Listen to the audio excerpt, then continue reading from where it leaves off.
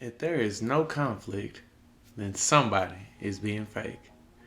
The importance of interpersonal communication.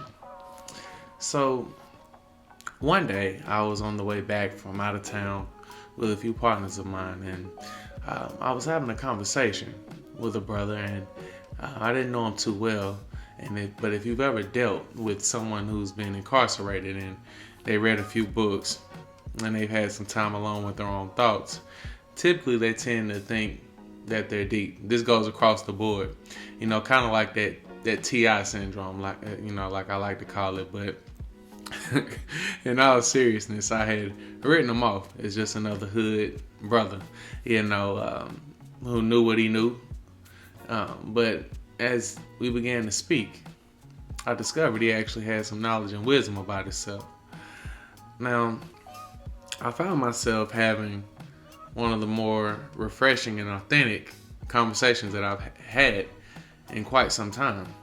But one thing out of everything that we discussed, because we was back there for about an hour and some change, about 2 hours just speaking on life in general, but one thing that stuck out to me the most that really I'll never forget is when he said, it is always going to be conflict when two people are dealing with each other. If it ain't no conflict, then somebody being fake. And when I thought about this initially, my first thought was to contest it, thinking that, hold on, there are some individuals that I've never had a verbal or physical altercation with that I've been cool with.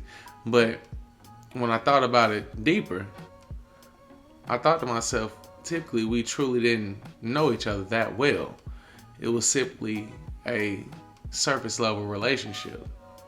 And as I began to ponder on it more, and I began to think of every relationship that I had, where you began to really be around somebody every day and kick it with them, and you begin to see all of them, every aspect of them, there has always been a level of conflict in some way, form, or fashion.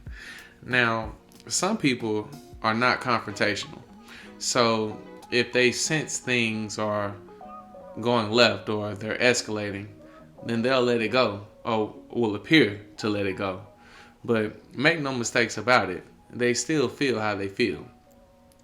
Now, especially if there was no resolution or common ground found between the two of you, they'll just express this behind your back or pull whatever strings to actually get back at you that they can pull.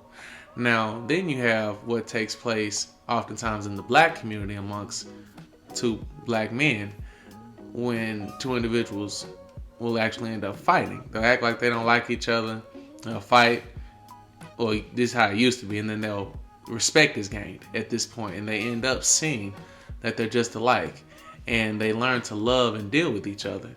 Now, the only difference in these two examples is that in one hand, a resolution was reached, and on the other, they did not. And anytime you don't have a resolution, if you have to be around someone long enough, this will eventually come to a head. Unless, of course, like we mentioned in the beginning, somebody's being fake. Somebody's humbling themselves or biting their teeth, something. But this was so deep to me because I realized that conflict and disagreement will almost certainly be omnipresent in any meaningful relationship. But so it's not how to avoid altercations, but how, in fact, you deal with these situations that will make or break the relationship itself.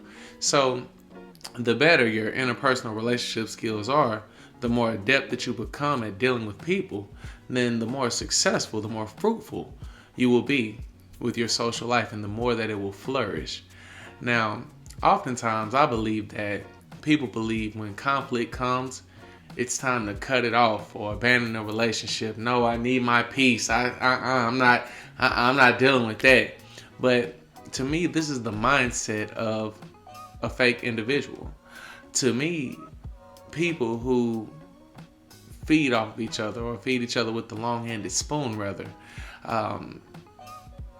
or people who tend to keep the peace for the sake of common interest, I'm not opposed to this at all. By all means, make that business relationship work. But for people who are close to you, for real friends, which should be few and far in between, or real family members. Disagreements and arguments will ensue. And the more adept that you become in knowing people, knowing their triggers, knowing their value system, and knowing how to appeal to this, and above all else, how to express yourself to the point where they can clearly understand your point of view and they understand why you feel the way that you do, then at that point, respect can be gained. And this will also, in my opinion, lead to more successful relationships. Now, this is simply my take on it, and I just thought I'd share it with you guys. But of course, this is your Just Trill Talk of the Day. Blessings to everyone under the sound of my voice. And of course, until next time, certainly be blessed.